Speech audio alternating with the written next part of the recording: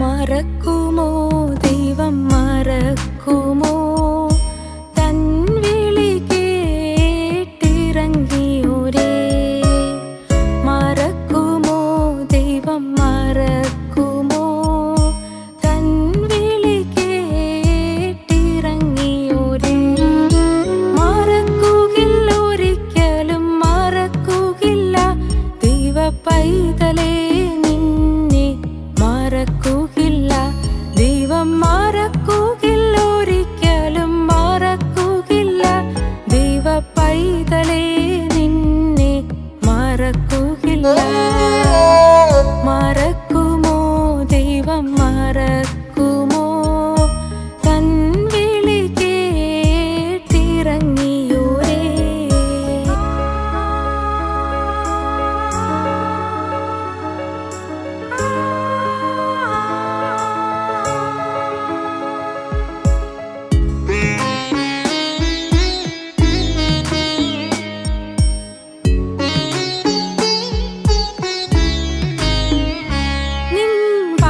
തടഞ്ഞിടും ചെങ്കടലിനെ മോശയെപ്പോൽ ദൈവം വിഭജിക്കുമേ നിൻ വഴി തടഞ്ഞിടും ചെങ്കടലിനെ മോശയെപ്പോൽ ദൈവം വിഭജിക്കുമേ ഫറവോനെയും സൈന്യത്തെയും ചെങ്കടലിൽ താഴ്ത്തി ദൈവം ജയമേകുമേ ഫറവോനെയും സൈന്യത്തെയും ചെങ്കടലിൽ താഴ്ത്തി ദൈവം ജയമേകുമേ മറക്കുകില്ല ഒരിക്കലും മറക്കുകില്ല ദൈവ പൈതലേ നിന്നെ മറക്കുകില്ല ദൈവം മറക്കുകില്ല ഒരിക്കലും മറക്കുകില്ല ദൈവ പൈതലേ നിന്നെ മറക്കുകില്ല മറക്കുമോ ദൈവം മറക്കുമോ തൻ വിളി കേട്ടിറങ്ങിയോരേ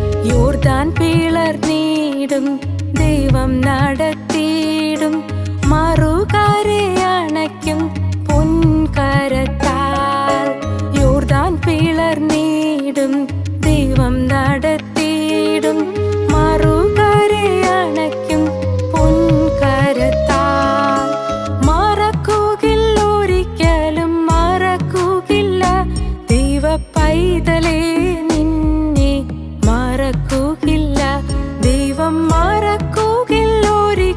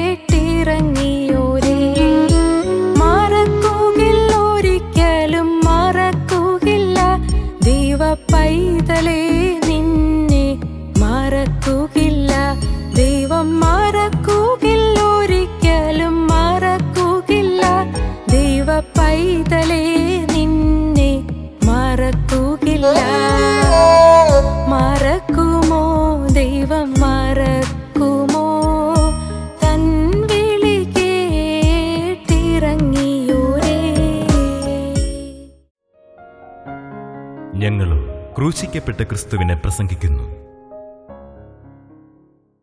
ദൈവത്തിൻ്റെ വലിയ നാമം മഹത്വപ്പെടട്ടെ. ദൈവത്തിന് സ്തോത്രം. ലൂക്കോസിന് സുവിശേഷം 19 അധ്യായം 41 വാക്യം. അവൻ നഗരത്തിനെ സമീപിച്ചപ്പോൾ അതിനെ കണ്ട് അതിനെക്കുറിച്ച് കരഞ്ഞു. ഈ നാളിൽ നിന്റെ സമാധാനത്തിനുള്ളത് നീയും അറിഞ്ഞുവെങ്കിൽ കൊള്ളായിരുന്നു.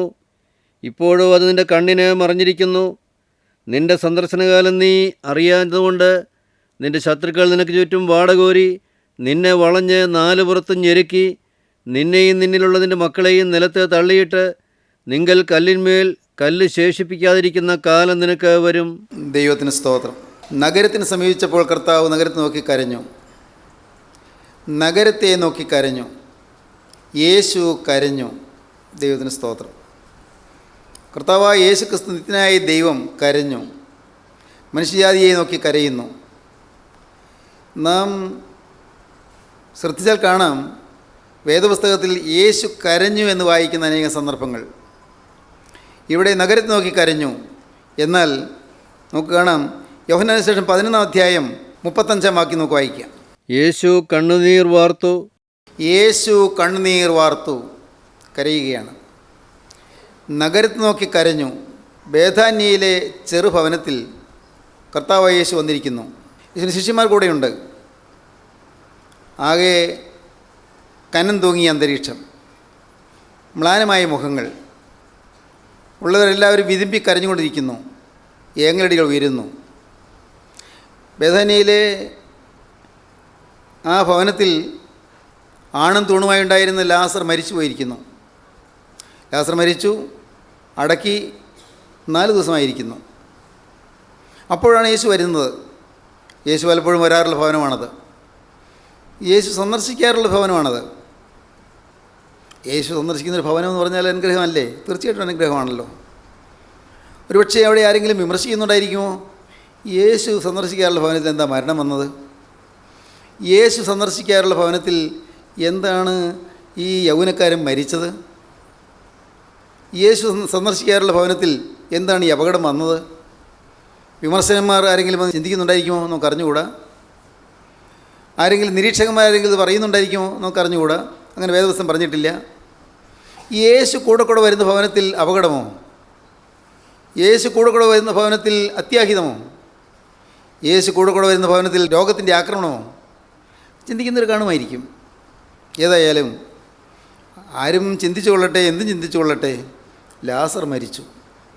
ലാസർ അടക്കപ്പെട്ടു. 4 ദിവസമായി. ആ കനം തൂങ്ങി അന്തരീക്ഷത്തിലേക്ക് യേശു കടന്നു വന്നു. വന്നപാടെ മാർത്ത ഓടിച്ചെന്ന് കാൽക്കൽ വീണു. എൻ്റെ കർത്താവേ, നീ ഇവിടെ ഉണ്ടായിരുന്നുവെങ്കിൽ ഞങ്ങളുടെ സഹോദരൻ മരിക്കുകയില്ലായിരുന്നു. ഏങ്ങലടികളുടെ ആ വാക്കുകൾ പറഞ്ഞത്. നീ ഇവിടെ ഉണ്ടായിരുന്നുവെങ്കിൽ ഞങ്ങളുടെ സഹോദരൻ മരിക്കുകയില്ലായിരുന്നു.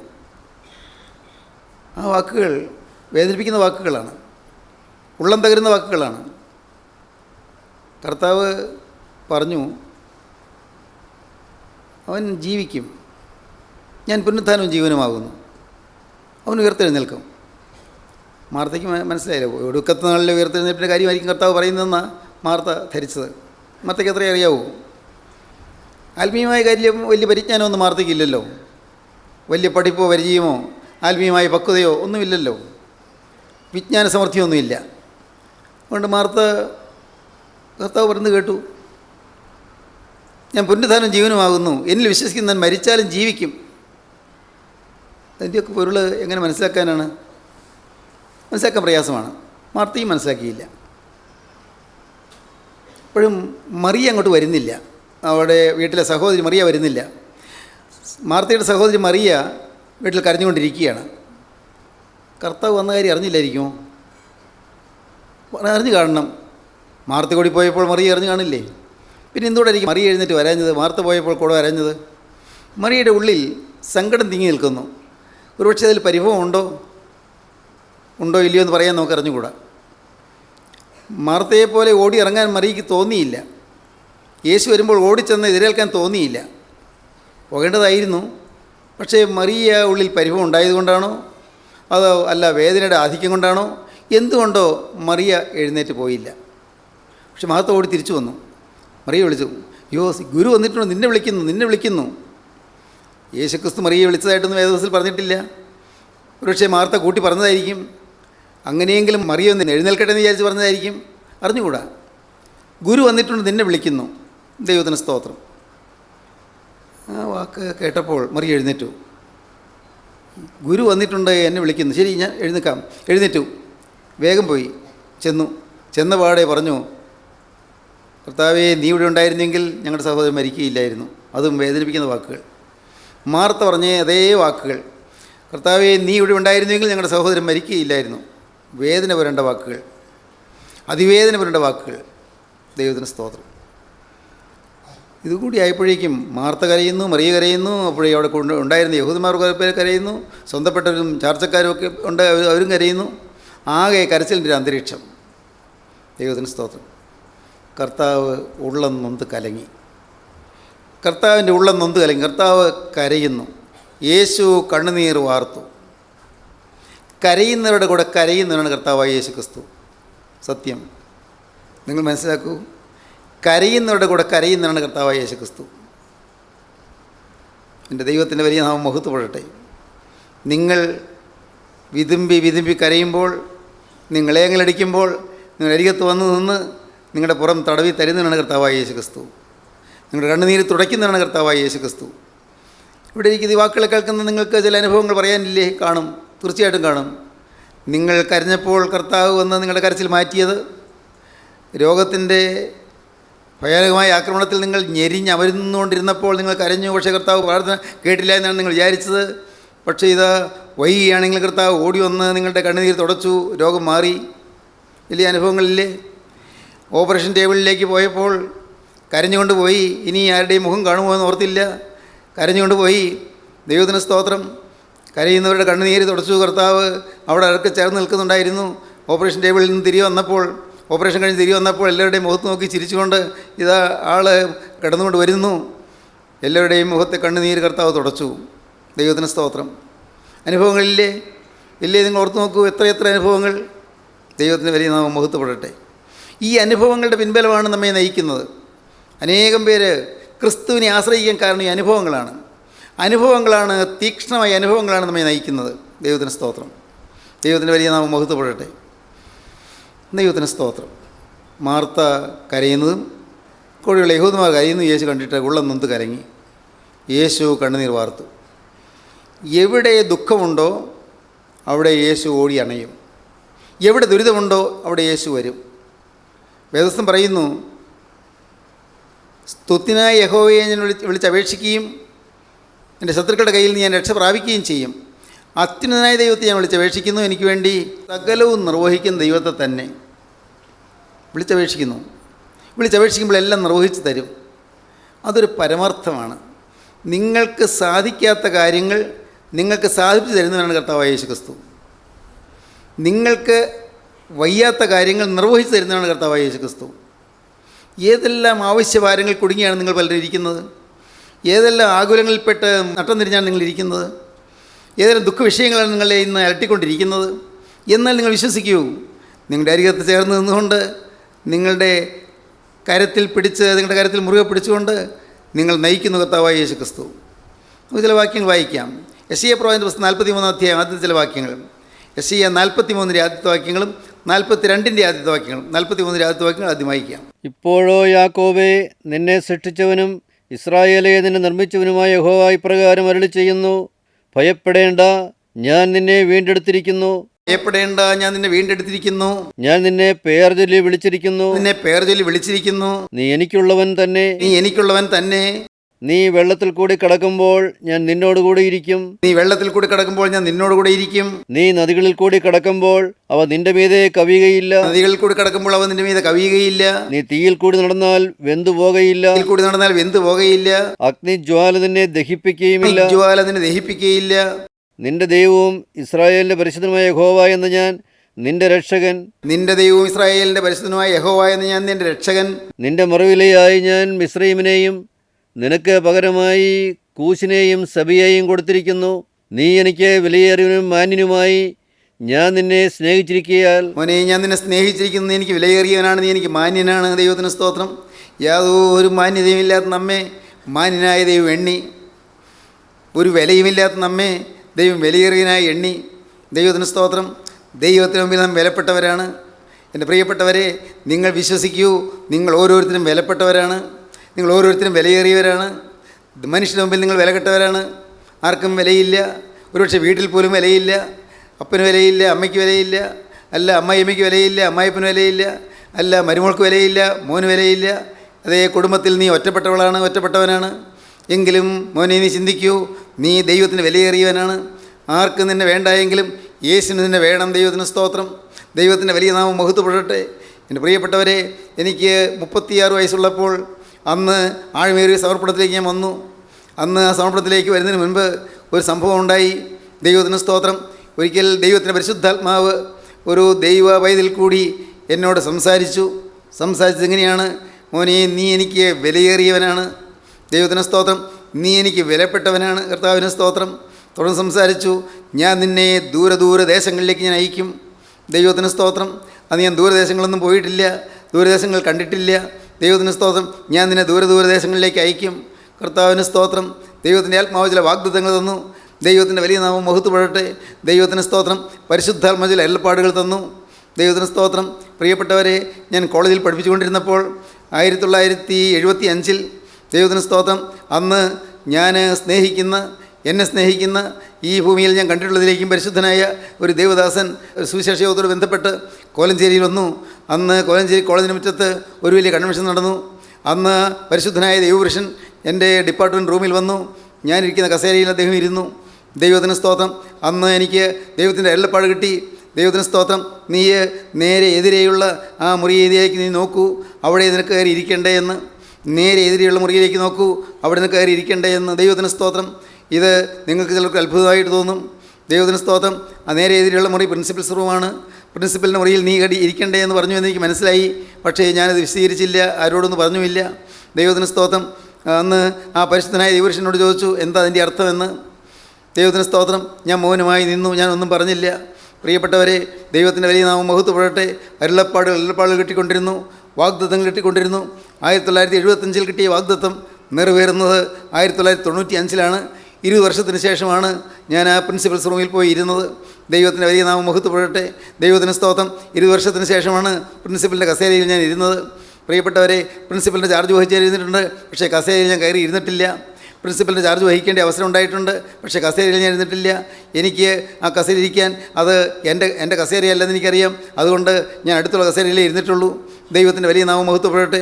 ഞാൻ പറയട്ടെ, പ്രിയപ്പെട്ടവരെ, നിങ്ങളോട് ഞാൻ പറയട്ടെ, ജീവനുള്ള ദൈവം നമുക്ക് നമ്മുടെ ജീവിതത്തിലേക്ക് നോക്കി നമ്മെ വിലയേറിയവരായി എണ്ണുന്ന സന്ദർഭങ്ങളുണ്ട്. വിലയേറിയവരായി നമ്മെ എണ്ണും. വാക്കുകൾ നിങ്ങൾ കേൾക്കുമ്പോൾ എൻ്റെ സഹോദരങ്ങളെ, നിങ്ങളെ കർത്താവ് വിലയേറിയവരായി എണ്ണുകയാണ്. നിങ്ങൾക്ക് എല്ലാ വാഗ്ദത്തങ്ങളും തരികയാണ്. ഭാവിയിലേക്കുള്ള മോഹന വാഗ്ദാനങ്ങൾ തരികയാണ്. ശോഭനമായൊരു കാലം നിങ്ങൾക്ക് തരികയാണ്. ശോഭനമായ കാലത്തേക്ക് നിങ്ങൾ നയിക്കാമെന്ന് പറയുകയാണ്. നിങ്ങളുടെ മക്കൾ ഉയർന്നുയർന്ന് വരുമെന്ന് പറയുകയാണ്. അവർ സുവിശേഷകരായി തീരുമെന്ന് പറയുകയാണ്. നിൻ്റെ മേലുള്ള എൻ്റെ ആത്മാവും നിൻ്റെ വായിൽ ഞാൻ തന്ന എൻ്റെ വചനങ്ങളും നിൻ്റെ വായിൽ നിന്നും നിൻ്റെ സന്തതിയുടെ വായിൽ നിന്നും നിൻ്റെ സന്തതിയുടെ വായിൽ നിന്നും ഇന്നു മുതൽ ഒരു നാളെ വിട്ടുപോകുകയില്ല എന്ന് യഹോവയായ ദൈവം അരുളി ചെയ്യുന്നു. ഇതാകുന്നു ഞാൻ നിന്നോട് ചെയ്യുന്ന നിയമം. ദൈവത്തിന് സ്തോത്രം. ഈ വാഗ്ദത്തം നിങ്ങൾ കിട്ടുമ്പോൾ നിങ്ങൾ എന്ത് ചിന്തിക്കും? ദൈവത്തിന് സ്തോത്രം. നിൻ്റെ മേലുള്ള എൻ്റെ ആത്മാവും നിൻ്റെ വായിൽ ഞാൻ തന്ന എൻ്റെ വചനങ്ങളും നിൻ്റെ വായിൽ നിന്നും നിൻ്റെ സന്തതിയുടെ വായിൽ നിന്നും നിൻ്റെ സന്തതിയുടെ വായിൽ നിന്നും ഇന്നു മുതൽ ഒരു നാളും വിട്ടുപോകുകയില്ല എന്ന് യഹോവയായ ദൈവത്തിൻ്റെ അരുളപ്പാട്. ഇതാകുന്നു ഞാൻ നിന്നോട് ചെയ്യുന്ന നിയമം. ദൈവം നമ്മോട് നിയമം ചെയ്യുകയാണ്. ദൈവം നമ്മോട് വ്യക്തമായി സംസാരിക്കുകയാണ്. ദൈവം നമ്മോട് നിയമം ചെയ്തുകൊണ്ട് സംസാരിക്കുകയാണ്. ദൈവം നമുക്ക് വാഗ്ദത്തം തരികയാണ്. ഇന്ന് സഹോദരങ്ങളെ, നിങ്ങൾക്ക് ദൈവം വാഗ്ദാനങ്ങൾ തരുന്നു. ഇന്നത് കേട്ടുകൊണ്ടിരിക്കുമ്പോൾ നിങ്ങൾ കർത്താവ് വാഗ്ദാനങ്ങൾ തരുന്നു. മോനെ, ഏതിനെ ഞാൻ വിലയേറിയനായി കാണുന്നു. മോളെ, ഏതിനെ ഞാൻ വിലയേറിയനായി കാണുന്നു. ഇന്ന് നിനക്ക് വേണ്ടത്ര മാനം കിട്ടുന്നില്ല. ജോലി ചെയ്യുന്ന സ്ഥാപനത്തിൽ നിന്നെ തഴയുകയാണ്, നിന്നെ മാറ്റി നിർത്തുകയാണ്. പലരും നിന്നെ പാർശ്വവൽക്കരിക്കുകയാണെന്ന് പറഞ്ഞാൽ പലരും നിന്നെ മാറ്റി നിർത്തുകയാണ്. നിനക്കൊരു സ്ഥാനം തരുന്നില്ല, നിനക്കൊരു മാന്യത തരുന്നില്ല, നിനക്കൊരു വില തരുന്നില്ല. പലരും നിന്നെ പുച്ഛിക്കുകയാണ്, പലരും നിന്നെ കളിയാക്കുകയാണ്. എന്നാൽ നീ കേൾക്കൂ, ദൈവത്തിന് സ്തോത്രം. നിന്നെ മാനിക്കുന്ന ഒരു ദിവസമുണ്ട്, നിനക്ക് ആദരവ് തരുന്ന ഒരു ദിവസമുണ്ട്, നിന്നെ ഉയർത്തുന്ന ഒരു ദിവസമുണ്ട്. ദൈവത്തിന് സ്തോത്രം. കാട്ടുപോത്തിൻ്റെ കൊമ്പിൻ പോലെ നിന്നെ ഉയർത്തുമെന്നാണ് പറയുന്നത്. കാട്ടുപോത്തിൻ്റെ കൊമ്പ് പോലെ നിന്നെ ഉയർത്തും. ദൈവത്തിന് സ്തോത്രം. ദൈവം നിന്നെ അനുഗ്രഹിക്കും. ദൈവത്തിൻ്റെ വലിയ നാമം മഹത്വപ്പെടട്ടെ. യഹോവയുടെ മഹത്വം നിൻ്റെ പിൻപടയായിരിക്കും. ദൈവത്തിന് സ്തോത്രം. ദൈവത്തിൻ്റെ മഹത്വം പിറകെ സൈന്യം പോലെ വരുമെന്നാണ് പറഞ്ഞത്. യഹോവയുടെ മഹത്വം നിൻ്റെ പിൻപടയായിരിക്കും. ദൈവത്തിന് സ്തോത്രം. ജീവനുള്ള ദൈവം നിനക്ക് മുൻപായി നടക്കും. യഹോവയുടെ മഹത്വം പിൻപട, മുൻപ് ദൈവം നടക്കുന്നു. കർത്താവിന് സ്തോത്രം. ദൈവം ചുറ്റും നമ്മെ നോക്കി പരിപാലിക്കുന്നു, ചുറ്റും പരിപാലിക്കുന്നു. ദൈവത്തിന് സ്തോത്രം. പക്ഷി യെരൂശലേമിനെ ചുറ്റി പറന്ന് പരിപാലിക്കുന്നത് പോലെ ഞാൻ നിന്നെ പറന്നു നിന്ന് ഞാൻ നിന്നെ പരിപാലിക്കും. ദൈവത്തിന് സ്തോത്രം. കീഴേ ശാശ്വത ഭുജങ്ങൾ നിന്നെ താങ്ങും. ദൈവത്തിന് സ്തോത്രം. കീഴേ ശാശ്വത ഭുജങ്ങളുണ്ട്. പ്രിയപ്പെട്ടവരെ, ചുറ്റും ദൈവം, മുകളിൽ ദൈവം, താഴെ ജീവനുള്ള ദൈവത്തിൻ്റെ കാര്യം താങ്ങുന്നു.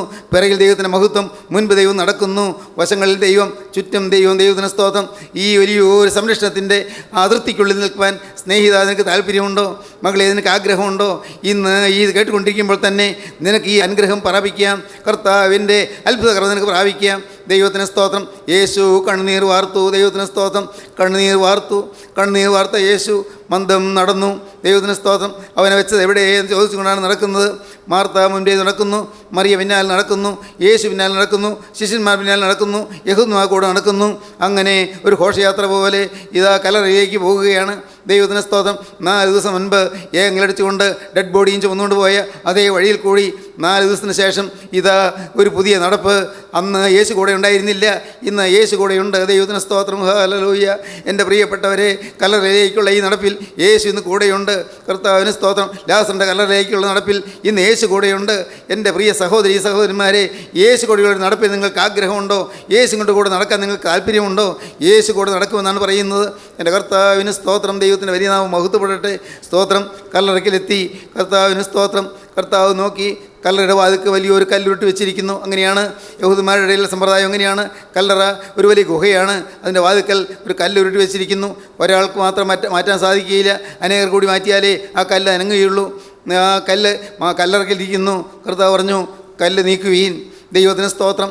അത് മനുഷ്യ ചെയ്യേണ്ട കാര്യമാണ്. കല്ല് നീക്കുവീൻ. നാം ഓരോരുത്തരും ചെയ്യേണ്ട കാര്യമാണ്. നാം ആണ് ചെയ്യേണ്ടത്. തടസ്സം മാറ്റിയേ പറ്റൂ. തടസ്സമുണ്ട്. യേശുവിന് അകത്തേക്ക് തല നീട്ടുന്നതിന് തടസ്സമുണ്ട്. യേശുവിനെ അകത്തേക്ക് നോക്കുന്നതിന് തടസ്സമുണ്ട്. കല്ല് നിൽക്കുന്നുണ്ട്. കർത്താവിന് സ്തോത്രം. കല്ല് നിൽക്കുന്നുണ്ട്. ആ കല്ല് മാറ്റണം. അത് മനുഷ്യൻ ചെയ്യേണ്ടതാണ്. സ്നേഹിതരെ, നിങ്ങളുടെ മുൻപിൽ വന്ന് നിൽക്കുന്ന യേശു പറയുന്നു, മോളെ കല്ല് നീക്കുവീൻ, മോനെ കല്ല് നീക്കുവീൻ. ചില തടസ്സങ്ങളുണ്ടല്ലോ. എൻ്റെ ജീവൻ പ്രവേശിക്കാൻ ചില തടസ്സങ്ങളുണ്ടല്ലോ. എൻ്റെ അത്ഭുതകൃപ വ്യാപരിക്കാൻ ചില തടസ്സങ്ങളുണ്ടല്ലോ. കല്ല് നീക്കുവീൻ, തടസ്സം മാറ്റുവീൻ. ദൈവത്തിന് സ്തോത്രം. നിൻ്റെ ജീവിതത്തിലെ പാപങ്ങൾ മാറ്റുവീൻ. നിൻ്റെ ജീവിതത്തിലെ അശുദ്ധി മാറ്റുവീൻ. നിൻ്റെ ജീവിതത്തിലെ ദുശ്ശീലങ്ങൾ മാറ്റുവീൻ. നിൻ്റെ ജീവിതത്തിലെ ദുർനടപടികൾ മാറ്റുവീൻ. നിൻ്റെ ജീവിതത്തിലുള്ളതായ തിന്മകൾ മാറ്റുവീൻ. ദൈവം പറയുന്നു, നിൻ്റെ അഹങ്കാരം മാറ്റുവീൻ, നിൻ്റെ അഹന്ത മാറ്റുവീൻ, നിൻ്റെ സ്വാർത്ഥത മാറ്റുവീൻ. ദൈവത്തിന് സ്തോത്രം. നിൻ്റെ സ്ഥാനമോഹം മാറ്റുവീൻ. മകനെ, നിനക്കുള്ളതായ നിൻ്റെ തിന്മകളെല്ലാം നീ കണ്ടുപിടിക്കുക. അശുദ്ധി മാറ്റുവീൻ, അശുദ്ധ കൂട്ടുകെട്ടുകൾ മാറ്റുവീൻ. എല്ലാ തിന്മയും മാറ്റിയിട്ട് ദൈവത്തിന് സ്തോത്രം യേശു പ്രവർത്തിക്കാൻ വഴിയൊരുക്കുവീൻ. യേശുവിന് പാദനിരപ്പാക്കുവീൻ. കർത്താവിന് സ്തോത്രം.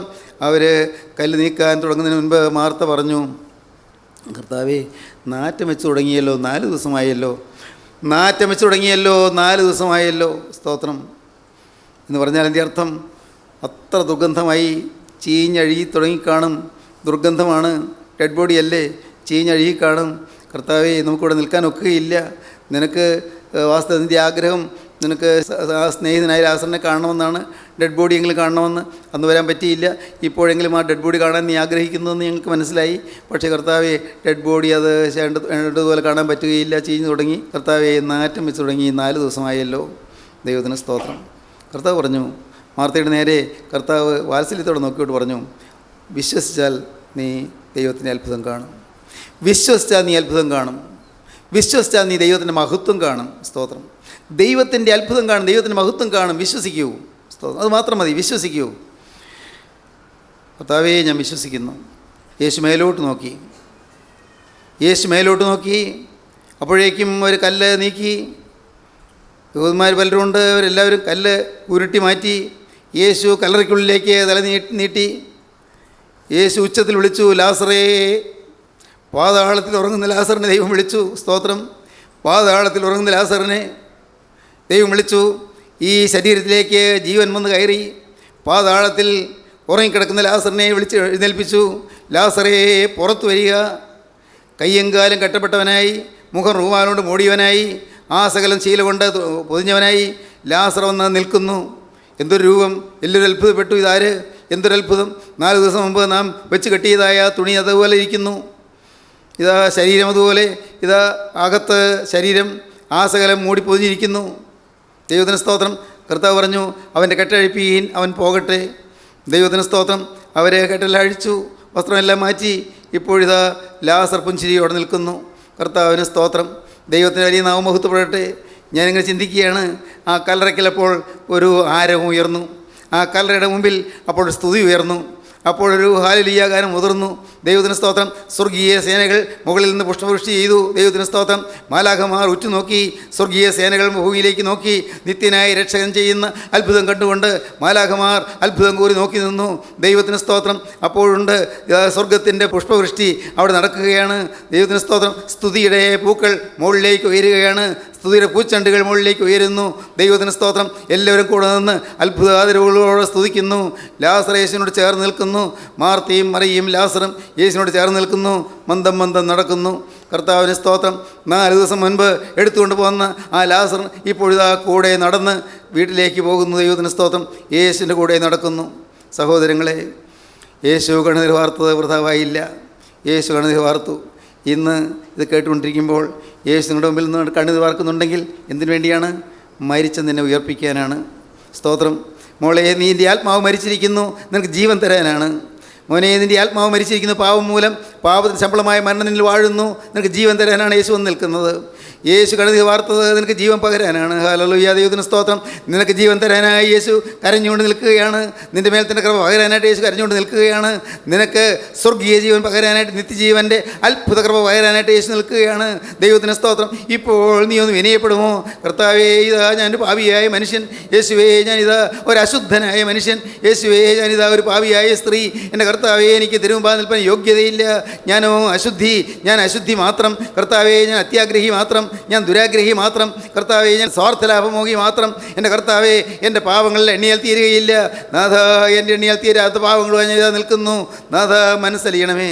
യേശു ക്രിസ്തുവിൻ്റെ ആണിപ്പാടുള്ള കരം നിൻ്റെ തലമേൽ വയ്ക്കും. ദൈവത്തിന് സ്തോത്രം. ആ കരം നിൻ്റെ തലമേൽ വയ്ക്കുമ്പോൾ തിരക്തത്തിൻ്റെ തലമേൽ പകരും. ആ തിരക്തത്തിൻ്റെ തുള്ളി തൊടുമ്പോൾ നിൻ്റെ പാപക്കറകളെല്ലാം കഴുകും. ദൈവത്തിന് സ്തോത്രം. അപ്പോൾ നീ പരിശുദ്ധനായി തീരും, നീ വിശുദ്ധനായി തീരും. നിൻ്റെ പാപങ്ങളെല്ലാം കഴുകപ്പെടും. നീ ഒരു പുതിയ സൃഷ്ടിയായി തീരും. ഒരുത്തൻ ക്രിസ്തുവിലായാൽ അവൻ പുതിയ സൃഷ്ടിയാകുന്നു. പഴയത് കഴിഞ്ഞുപോയി, ഇതാ പുതുതായി തീർന്നിരിക്കുന്നു. അതിനൊക്കെയും ദൈവം തന്നെ കാരണഭൂതൻ. ദൈവത്തിന് സ്തോത്രം. ഇപ്പോൾ നിങ്ങൾക്ക് വേണമെങ്കിൽ ഈ അത്ഭുതം പ്രാപിക്കാം. ഇപ്പോൾ നിങ്ങൾക്ക് ജീവൻ പ്രാപിക്കാം. യേശു കണ്ണുനീർ വാർക്കുന്നവനായി അവനിതാ ഈ ബേഥാനിയിലേക്ക് വന്നിരിക്കുകയാണ്. യേശു കണ്ണുനീർ വാർക്കുന്നവനായി ഈ സ്വർഗീയ സ്ഥാനത്തേക്ക് വന്നിരിക്കുകയാണ്. യേശു കണ്ണുനീർ വാർക്കുന്നവനായി അവൻ സന്ദർശിക്കാനുള്ള സ്ഥലത്തേക്ക് വന്നിരിക്കുകയാണ്. ഇപ്പോൾ തന്നെ നിങ്ങളുടെ കരം നിങ്ങൾ കർത്താവിന് നേരെ ഉയർത്തുക. യേശുവേ, എൻ്റെ മേൽ നിന്റെ കരം വയ്ക്കണമേ. എന്നെ നീ പിടിക്കണമേ. എന്നെ നീ എഴുന്നേൽപ്പിക്കണമേ. യേശുവേ, നൂറ്റാണ്ടുകൾക്ക് മുമ്പ് ലാസറിനെ ഉയർത്തെഴുന്നേൽപ്പിച്ച യേശുവേ, ആത്മാവ് മരിച്ചിരിക്കുന്ന എനിക്ക് ജീവൻ തരണമേ. എൻ്റെ ആത്മാവിനെ ജീവിപ്പിക്കണമേ. എൻ്റെ പേര് ജീവൻ്റെ പുസ്തകത്തിൽ എഴുതി ചേർക്കണമേ. യേശുവേ, എന്നോട് മനസ്സിലെയ്യണമേ. പ്രാർത്ഥിക്കുകയും സമർപ്പിക്കുകയും ദൈവകരങ്ങളിലേക്ക് ഏൽപ്പിക്കുകയും നമുക്ക് കാര്യങ്ങൾ ഉയർത്തിക്കൊണ്ട് നമുക്ക് പ്രാർത്ഥിക്കാം. കാരുണ്യവാനേ, മഹാപരിശുദ്ധനായ ഞങ്ങളുടെ സ്വർഗീയ പിതാവേ, അവിടുത്തെ അത്ഭുതകരണിക്കായി ഞങ്ങൾ നിന്നെ സ്തുതിക്കുന്നു. ഇതിൻ്റെ മക്കളെയെല്ലാം അനുഗ്രഹിക്കണമേ. ഉയർത്തിയ കരങ്ങൾ അവിടുന്ന് പിടിക്കണമേ കർത്താവേ. ഈ കരങ്ങൾ പിടിച്ച കർത്താവേ, ഇതിൻ്റെ മക്കളെ അവിടുന്ന് വാഴ്ത്തണമേ. എല്ലാവരെയും അവിടുത്തെ സ്വർഗ്ഗത്തിന് വേണ്ടി ഒരുക്കണമേ. രണ്ടാമത്തെ വരയിൽ പറന്നു വരുന്ന വിശുദ്ധന്മാരുടെ നിരയിൽ എല്ലാവരെയും ഒരുക്കണമേ. യേശു ക്രിസ്തുവിൻ്റെ സ്നേഹ നിർനാമത്തിൽ തന്നെ. ആമീൻ. ഹല്ലേലൂയ.